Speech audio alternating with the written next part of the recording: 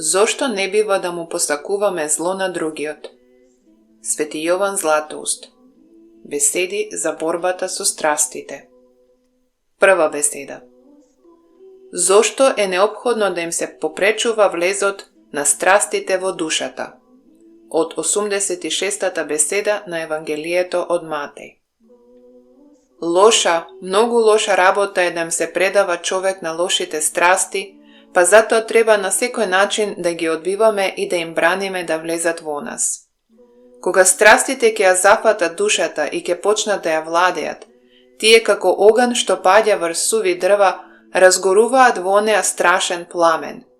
Затоа ве молам, употребете се, за да им го попречите влезот, и не му оставајте простор на никакво зло, смирувајќи си ја совеста со вакво размислување.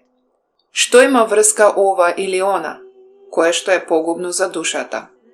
Зашто токму од таму се раѓаат безброј видови зла. Подмолниот ѓавол употребува големи лукавства, кога треба присилува, а кога треба попушта, за да го погуби човекот, и своето девствување го започнува со нешто малечко. Погледни, тој сакал да го доведе Саул до тоа да отиде да го слуша брборењето на магепсницата.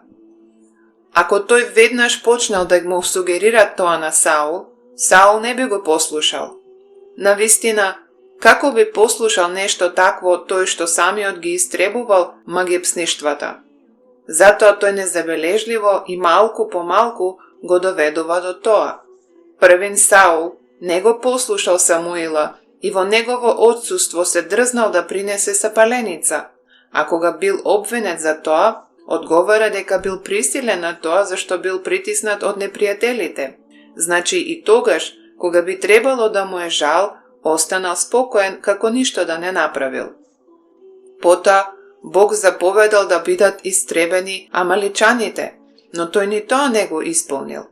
Понатаму следувале неговите зли намисли кон Давид, па така, незабележливо и малку по малку, лизнувајќи се, тој веќе не можел да застане, додека најпосле не пропаднал во бездната на погибелта. Истото се случило и со Каин. Ѓаволот не го навел одеднаш на тоа да си го убие братот, зашто не би ни успел да го убеди да го направи тоа, туку првин го наведува на тоа како жртва да го принесе по лошото, вложувајќи му во душата чувство дека тоа не е никаков грев. Како второ, разгорува во него омраза и завист, убедувајќи го дека и тоа не е ништо. Како трето, го убедил да си го убие братот и да се затвори пред Бога во гнасното убиство. И не го оставил се додека не го довел до крајното зло. Според тоа, злото треба да го отфрлиме уште од почетокот. Дури ако првите престапи не привлекуваат по себе понатамошни престапи, и тогаш тие не треба да се потценуваат, зашто тие доведуваат до поголемо зло кога душата е мрзелива. Значи неопходно е да се употребуваат сите можни средства за да се истребат пороците уште на самиот почеток.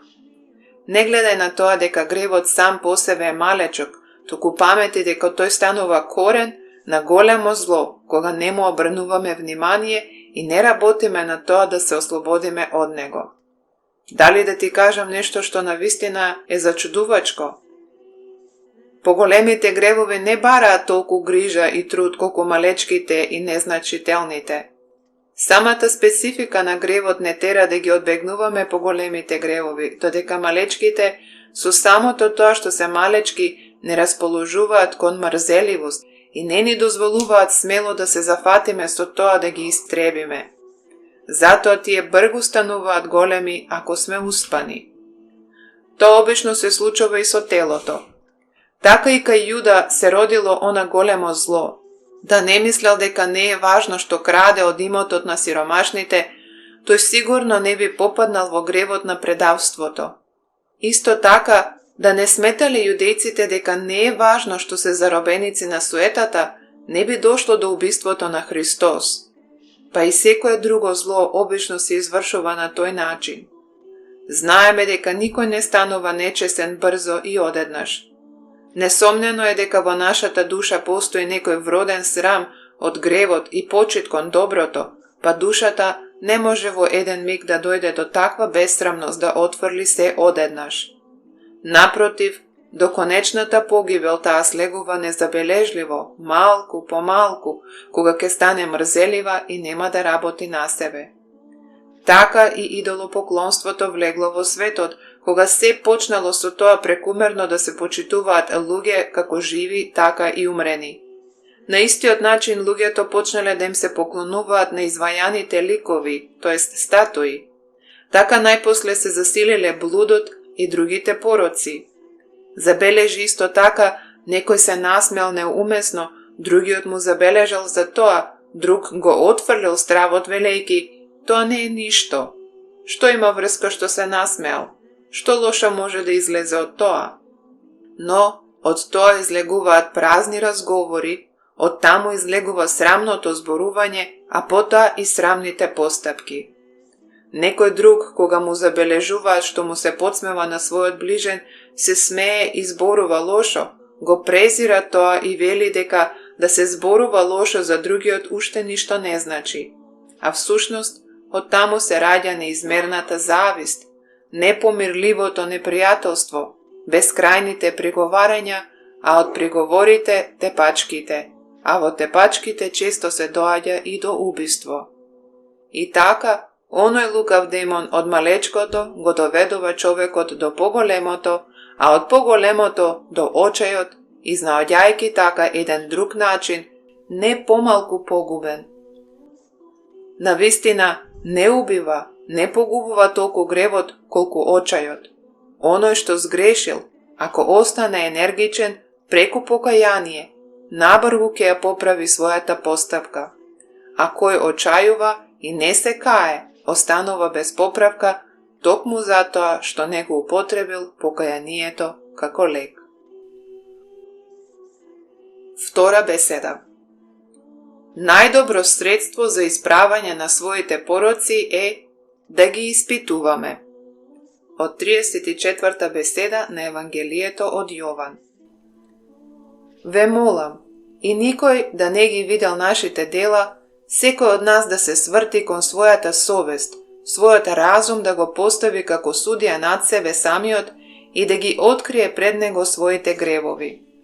Зашто, ако не сакаме да бидеме посрамени во оној страшен ден, тогаш да ги залечиме нашите рани, да го ставиме врз нив лекот на покаянието.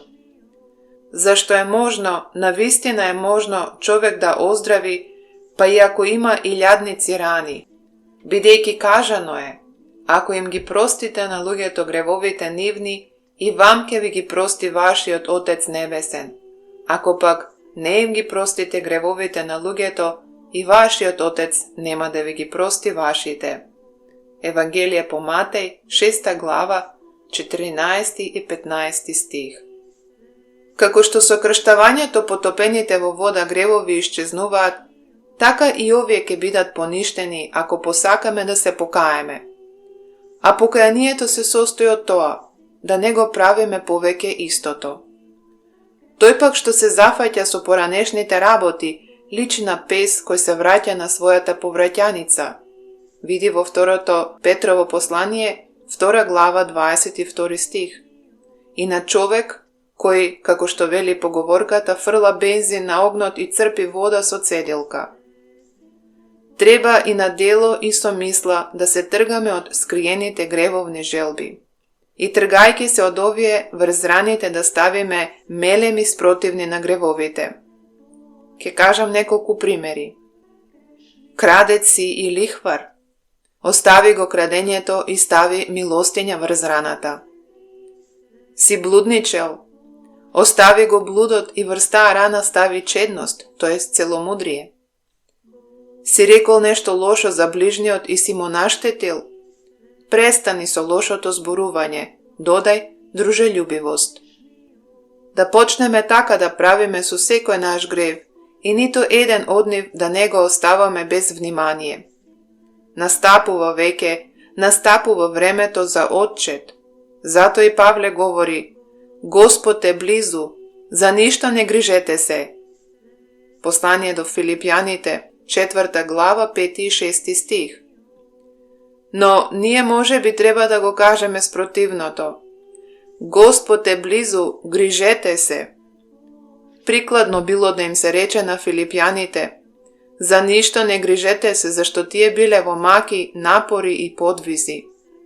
А на тие кои живеат во грабеж, сластолюбие, кои ќе треба за тоа да дадат тежок отчет, еве што со право ќе им биде речено: Господ е близу, грижете се. Не останува уште многу време до крајот. Светот веќе се движи кон својот крај. Тоа го покажуваат војните, маките, земјотресите, оладувањето на љубовта. Како што телото при последното издивнување кога е близу до смртта паѓа во безбројни болести, како што во куќата што е пред уривање обично многу работи паѓаат од покривот и од зидовите, така е близу, пред вратите е крајот на Вселената и затоа насекаде се распространуваат безброј беди. И ако Господ бил близу уште тогаш е уште поблизу сега. Навистина, од каде знаеш човеку дека крајот на светот се уште не е близу и дека кажаното нема да се случи набргу? Ние не го нарекуваме крај на годината само незиниот последен ден, туку и последниот месец, иако тој има 31 ден, така што јас нема да сгрешам ако броејќи ги така годините ја наречам крај 400-та година. На ист начин апостолот уште во своето време предскажал за крајот. Туку да се смириме и да живееме во страв Божји. А ако живееме во негрижа, во неработење и не очекуваме ништо, тогаш доаѓањето ќе настапи ненадејно. Објаснувајќи го тоа, Христос рекол: како што беше во деновите на Ное, така ќе биде и при доаѓањето на Синот човечки. Евангелие по Матеј, 24 глава, 37 стих. Истото го забележува и Павле, кога говори: кога ќе речат мир и безопасност, тогаш ненадејно ќе ги стигне погибел, како што ја напаѓаат родилни маки секоја непразна жена и нема да избегнат. Прво послание до Солоњаните, 5 глава, 3 стих. Што значи тоа, како што ја напаѓаат родилни маки секоја непразна жена?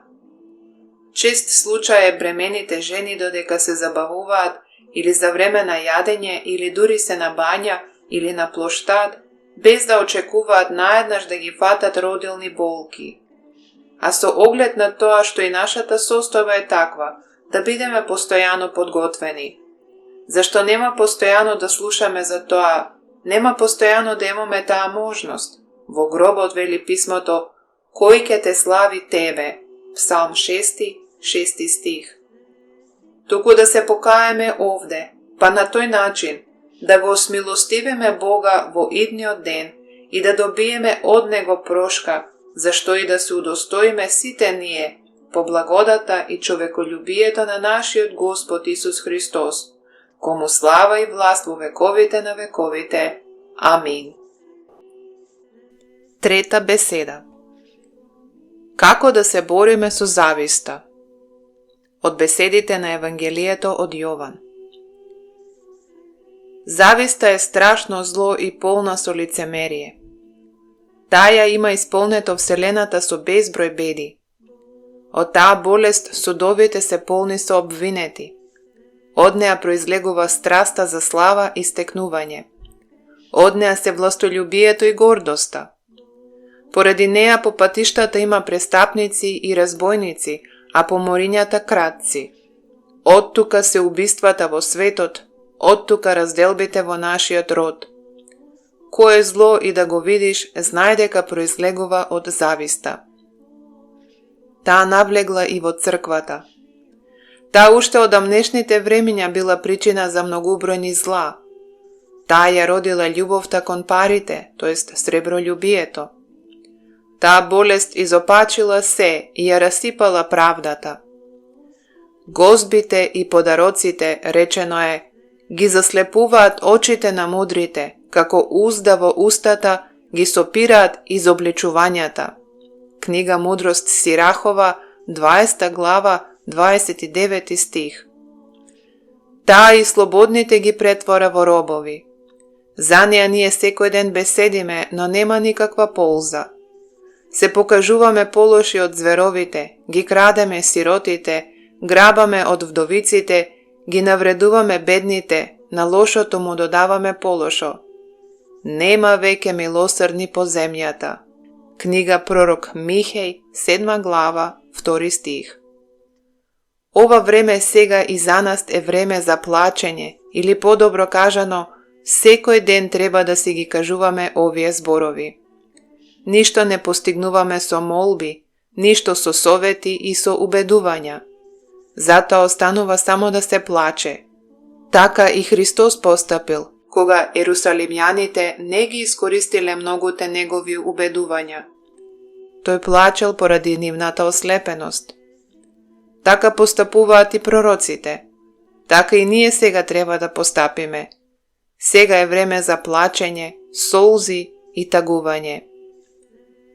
И ние сега со време треба да речеме: побарајте и повикајте да дојдат тажачки. Книга пророк Јеремија, 9 глава, 17 стих. Може би преку тоа ќе можеме да ги исцелиме од болеста оние што преку грабеж си градат светли домови и стекнуваат земјишта. Време е да плачеме. Но и вие, ограбени и навредени, земете учество во мојот плач. На својот плач додајте му ги и моите солзи. Но да не плачеме за самите себе, туку за нив. Тие не ве навредиле вас, туку себе си се погубиле. Вие за навредата ќе го добиете Царството Небесно, а тие за неправедно стекнатото геената. Според тоа, подобро е да бидеш навреден, отколку да навредуваш. Да плачеме за нив, но не со човечки плач, туку со плачот на свештеното писмо, со кој плачеле и пророците. Да заплачеме горко заедно со Исаија и да речеме: тешко ви вам што притурате куќа кон куќа, што присоединувате нива кон нива, така што за другите да не останува место, како да сте само вие населени на земјата. Во ушите мои Господ Саваот рече: тие многубројни домови ќе бидат пусти, тие големи и убави куќи ќе бидат без жители.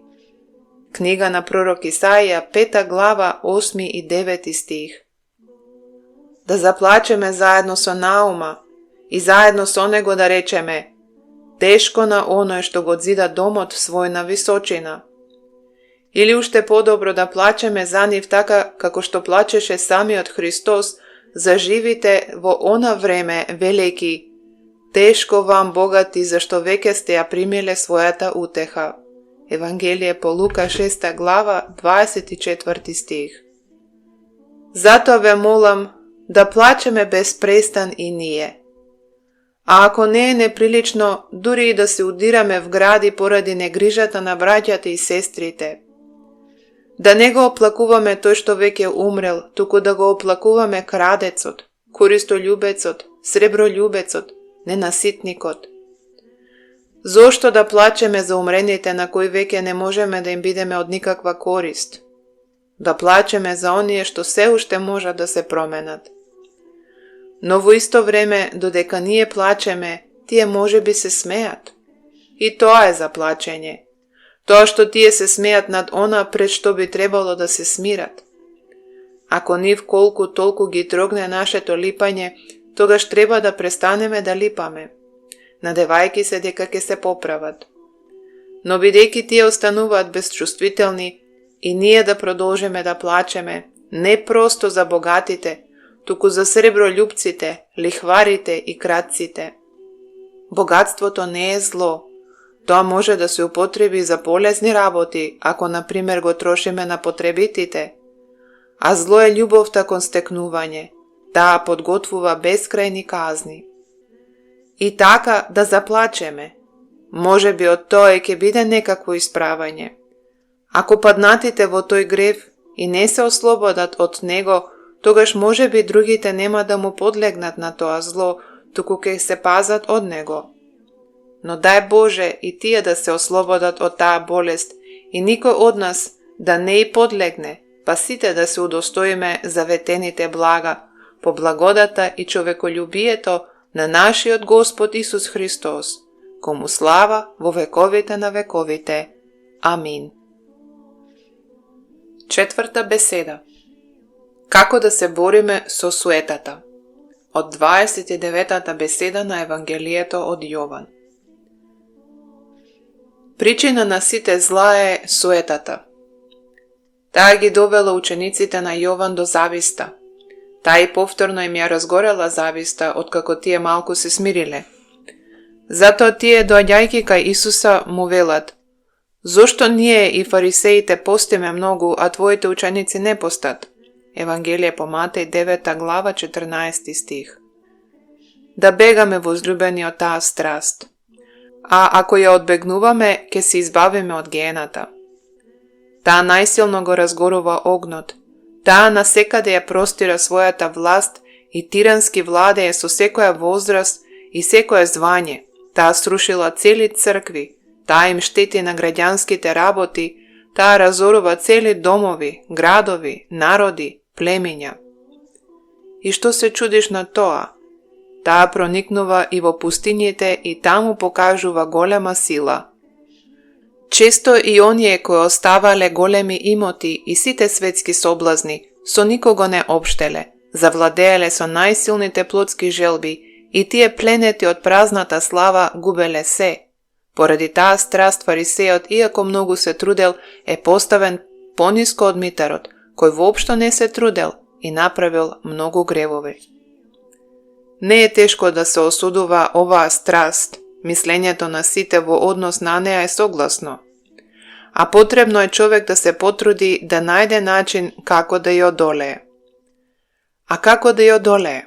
На славата да и спротивставуваме слава. Како што го презираме земното богатство кога гледаме на богатството небесно и не го сметаме за нешто овој живот кога ќе помислиме на многу подобриот живот, така ќе можеме да ја презреме и славата на сегашниот свет кога ќе помислуваме на многу повисоката слава, вистинската слава.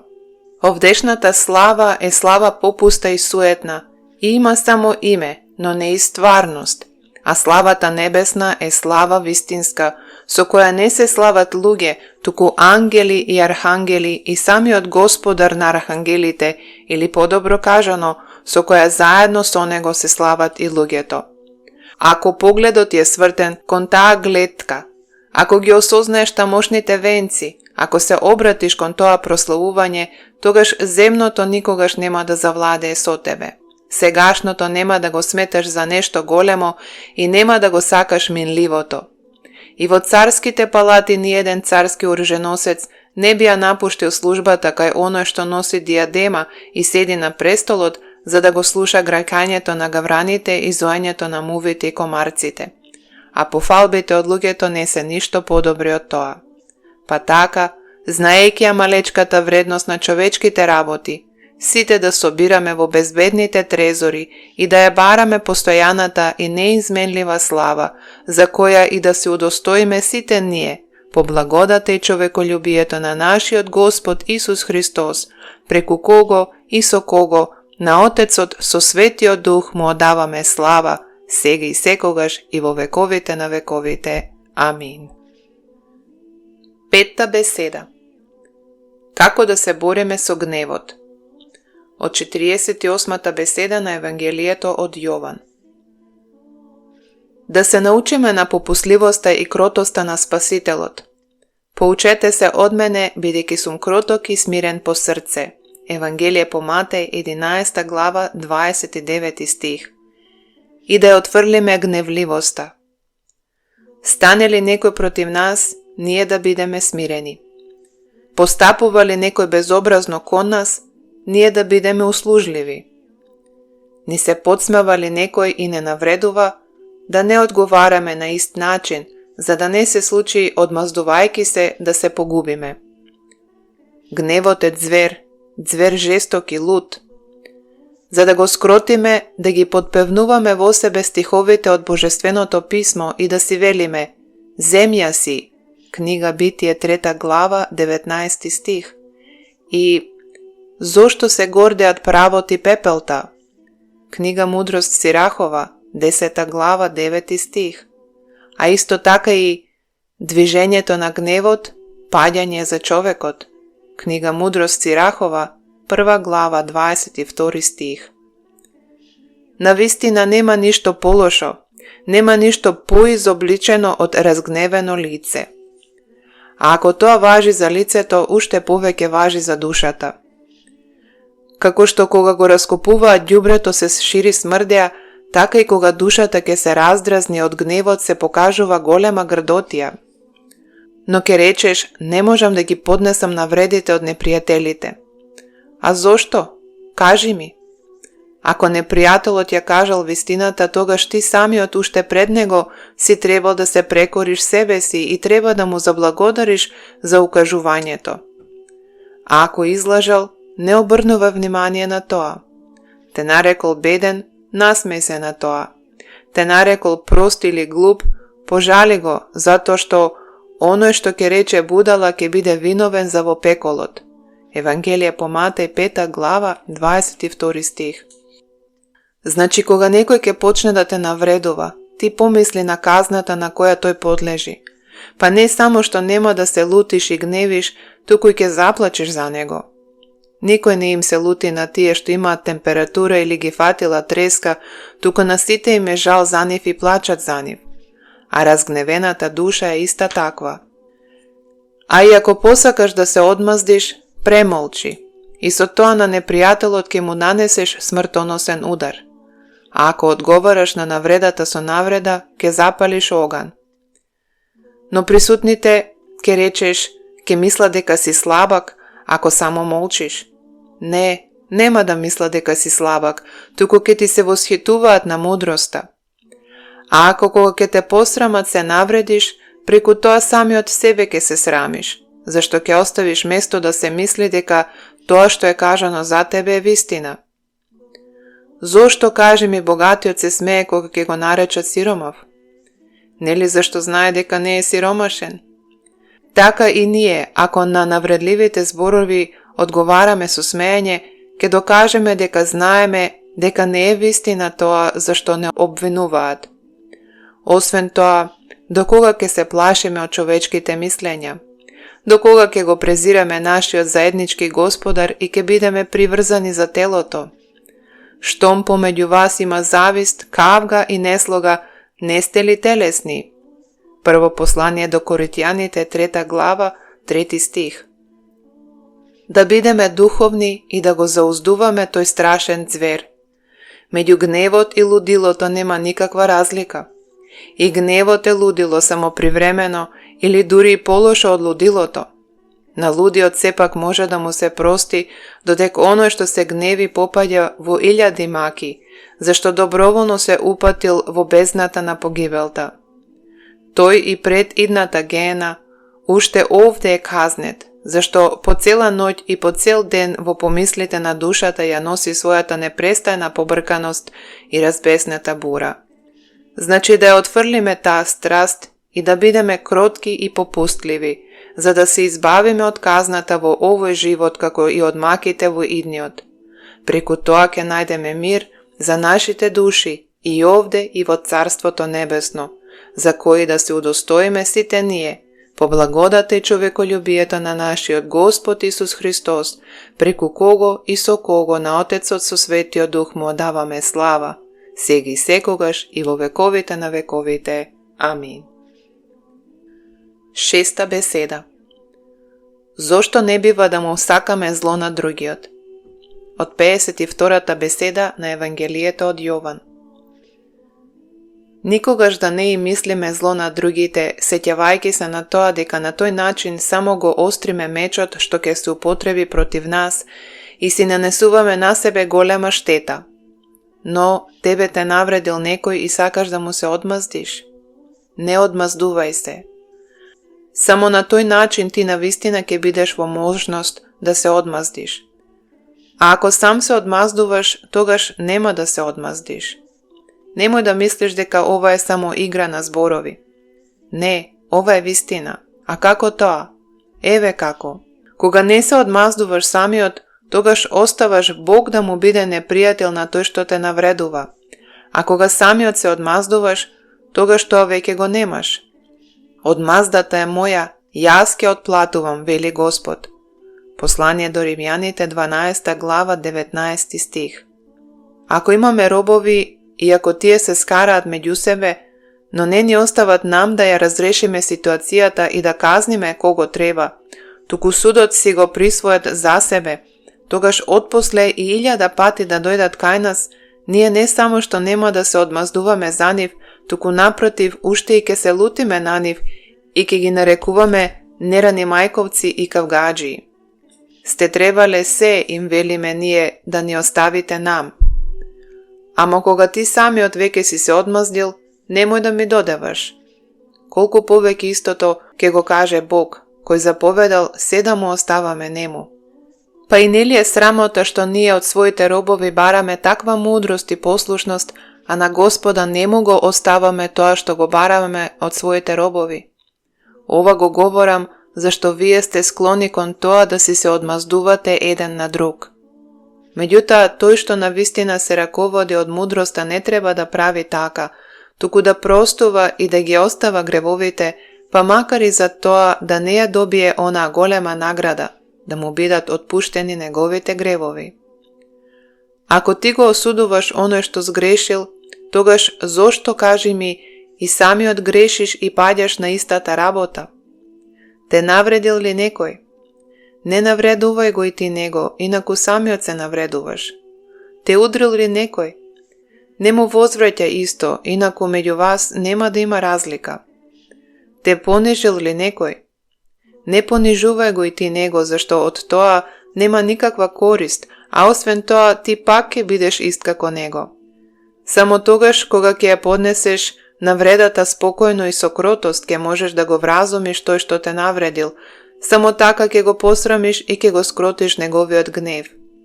Никој злото не го лечи со зло, туку со добро. Вака размислуваат и некои од незнабожците. А ако таква мудрост може да се најде кај нелогичните незнабожци, тогаш нам треба да ни е срам да бидеме полоши од нив. Многумина од нив биле навредени и ги поднеле навредите. Многумина биле наклеветени и не се одмаздувале. Се исправале пред налетите и одговарале со добро. И јас се плашам дека некои од нив покажале дека се над нас според животот и дека преку тоа ја зголемиле нашата казна. Навистина, ако ние, кои го добивме духот, го очекуваме царството, мудруваме за небесните работи, не се плашиме од гената, имаме заповед да бидеме ангели, се ползуваме со тајните, ако ние не стигнеме дури ни до нивната добродетел, тогаш со што ќе се оправдаме? Ако ние треба да ги надминуваме јудејците, зашто е речено, ако вашата праведност не ја надмине праведноста на книжниците и фарисеите, вие нема да влезете во Царството Небесно. Евангелие по Матеј 5 глава 20 стих. Тогаш, колку повеќе треба да ги надминуваме незнабожците, тоест паганите. Ако ние треба да ги надминуваме фарисеите, тогаш уште повеќе треба да ги надминуваме неверните, тоест паганите, а и атеистите. И ако е за нас затворено Царството Небесно и во тој случај, кога по живот не ги надминуваме јудејците, тогаш како ќе се удостоиме да го достигнеме, кога ќе се покаже дека сме полоши и од паганите и атеистите? Да ја отстраниме од себе секоја раздразливост, секој гнев и секоја лутина. Се едно исто да ви пишувам, мене не ми е здодевно, а за вас тоа е сигурност. Послание до Филипјаните 3 глава 1 стих. И лекарите неколку пати го употребуваат истиот лек. Така и ние нема да престанеме да ве поттикнуваме на истото да ве подсетуваме, поучуваме, за истото да ве молиме.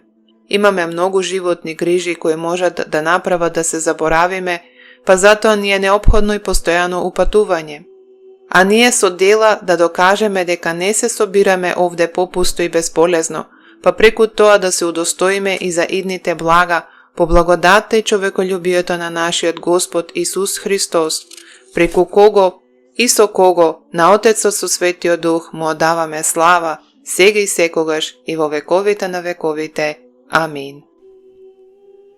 Седма беседа. Како се измиваат гревовите? Од седмата беседа на Евангелието од Јован. Да почнеме да се скрушуваме со срцето, да ги оплакуваме своите гревови како што ни заповедал Христос. Да почнеме да жалиме за своите престапи, внимателно да вратиме во сеќавањето се на што сме се осмелиле во изминатото време и сето тоа да се погрижиме целосно да го израмниме. Бог ни открил многу патишта до таа цел. Говори, вели Господ, за да се оправдаш.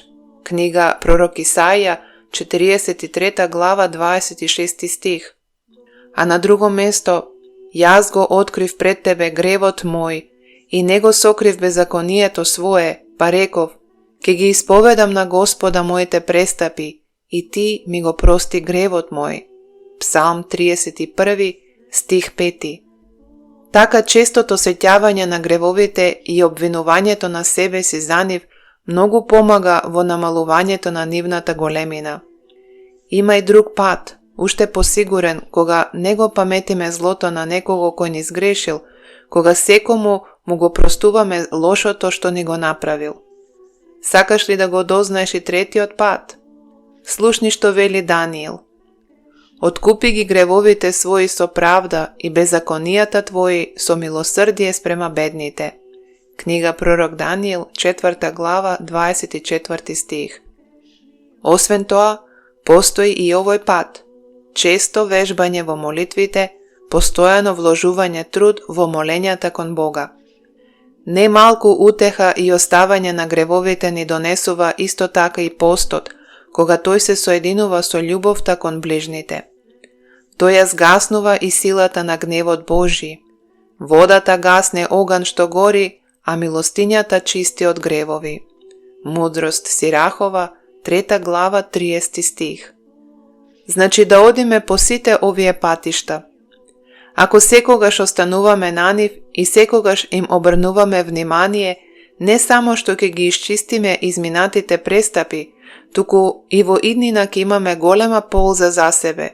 Да не му дадеме на ѓаволот возможност да не напаѓа, за и самите да не паднеме во негрижата на живеењето, во таа погубна љубопитност.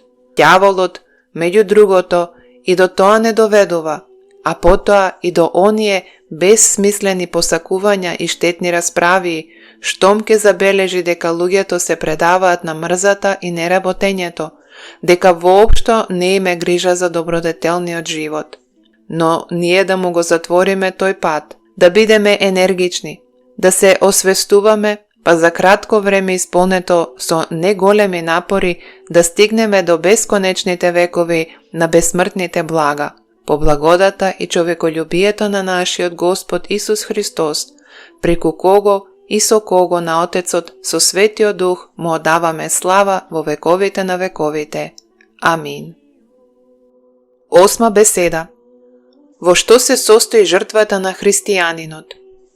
Од 74-та беседа на Евангелието од Јован. Да го следиме Христос и да го земеме крстот.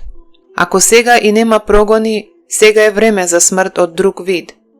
Умртвете ги, речено е, своите земни членови. Послание до Колосјаните, 3 глава, 5 стих. Тоа значи да го изгаснеме посакувањето, да го умртвиме гневот, да ја истребеме зависта. Тоа е жива жртва. Таа жртва не завршува во пепел, не се развејува заедно со чадот, не и требаат ниту дрва, ниту оган, ниту нож. За неа оган и нож е Духот Свет. Употреби го тој нож, одсече од срцето се што е излишно и туѓо. Отвори го затворениот слух. Страстите и злите желби обично му го затвораат влезот на зборот, на словото. Така, например, засилената приврзаност кон богатството не дозволува да се слушне словото за милостињата. Зависта која ќе се појави му го попречува патот на учењето за љубовта, па и секоја друга страст која ќе навлезе во душата ја прави душата крајно неработлива, неодговорна кон се. да ги истребиме злите желби. Ете, треба само да се посака и се ќе исчезне. Да не мислиме дека Божем љубовта кон богатството самата по себе е силна. Сета неизина сила е во нашата негрижа. Има многу луѓе кои велат не ни знаат што е тоа сребро, зашто љубовта кон богатството е неприродна страст. Природните состојби се вложени во нас од самиот почеток, а за златото и среброто долго време дури не се ни знаело дали воопшто постојат. Од што се засилила таа страст? Од суетата и крајната негрижа. Од желбите едни се неопходни, други природни, а други ни едно ни друго. Па така сите оние желби кои кога нема да се задоволат, доведуваат до смрт на живото битие се природни и неопходни, како например желбата за храна, вода и сон. Телесната желба е природна, но не и неопходна, што се гледа од тоа што многумина ја надминале, а сепак не погинале. А желбата за богатство не е ни природна, ни неопходна, туку излишна. Ако посакаме, нема да и се покориме. Па и Христос, беседејќи за девството, рекол: кој може да прими, нека прими. Евангелие по Матеј 19 глава 12 стих. А за богатството не рекол така, туку како? Кој не се откаже од се што има, не може да биде мој ученик. Евангелие по Лука 14 глава 33 стих.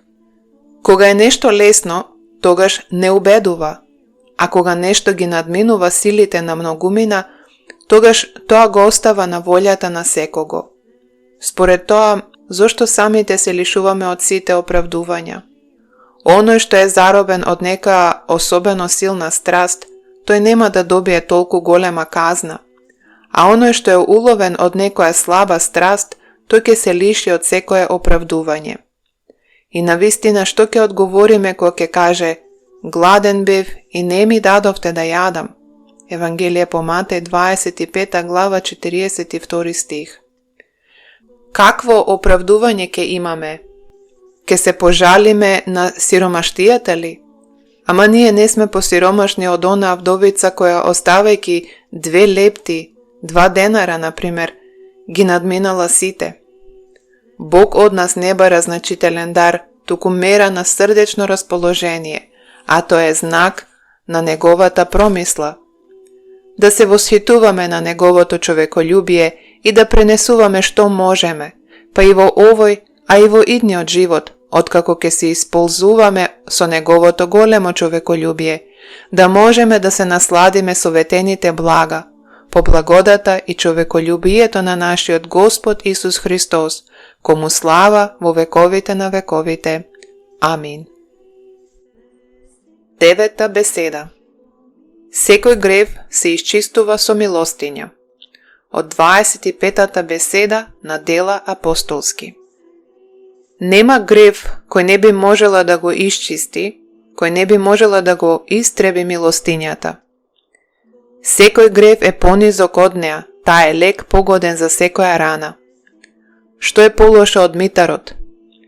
Тој е способен за секоја нечесност. Но и таа секоја нечесност Захеј ја исчистил. Евангелие по Лука 19 глава 8 и 9 стих. Забележи како и Христос го сугерира истото со тоа што одредил да си има ковчеже и во него да се носат прилозите. Евангелие по Јован 12 глава 6 стих. И Павле вели: да ги помниме сиромасите. Послание до Галатјаните 2 глава 10 стих. И насекаде во писмата многу се говори за тој предмет. Така се вели: со богатството човек го искупува животот свој. Книга Соломонови изреки 13 глава 8 стих. И Христос: ако сакаш да бидеш совршен, оди, продај го имотот свој и раздели го на сиромаси, и ќе имаш сокровиште на небото, па дојди и врви по мене. Евангелие по Матеј 19 глава 21 стих. Во тоа навистина се содржи совршенството. Милостињата пак не се извршува само со пари, туку и со дела. Така, например, Може човек да се завземе за некого да подаде рака за помош. Често завземањето на дело за некого помагало дури и повеќе од парите. И така да ги ставиме во дејство во нашиот случај сите видови на милостиња. Можеш со пари, не одложувај. Можеш со завземање, не вели дека немаш пари, ништо за тоа, и самото тоа да бидеш така расположен како да даваш пари значи многу. Можеш со услуга, направи го и тоа. Например, лекар си по занимање, погрижи се за болните и тоа многу значи. Можеш со совет, тоа е најважно од се. Советот е толку подобар и повисок од се, колку што е пополезен. Со него ти го извлекуваш човекот не од глад, туку од лутата смрт. Со него и апостолите биле особено богати, па затоа разделувањето на парите тие им го довериле на помалечките, а самите тие се грижеле за служењето на Словото. Види Дела на светите апостоли, 4 глава, 1 до 4 стих. Или да не мислиш дека нема да биде голема милостиња ако некоја душа, која попаднала во крајна душевна зачмаеност, тоест униние, се наоѓа во крајна опасност, во која не згаснува пламенот на страста, можеш да ја ослободиш од таа болест. Например, гледаш некој пријател обземен од страстната приврзаност кон парите, тоест сребролюбието. Укажи му милост на тој човек. Човекот сака да се удави, изгасни го неговиот пламен. А што ако не те послуша? Ти работи си го своето и не биди мрзелив. Го гледаш врзан, ете и сребролюбието е навистина оков. Поиди кај него, посети го, утеши го, потруди се да го ослободиш од оковите. Ако тој не се согласи, самиот ќе биде виновен. Гледаш човек необлечен или тугинец, и навистина е човек необлечен и тугинец за небесата оној што не се грижи за добродетелниот живот. Земи го кај тебе дома, облечи го во облеката на добродетелта, направи од него жител на небото.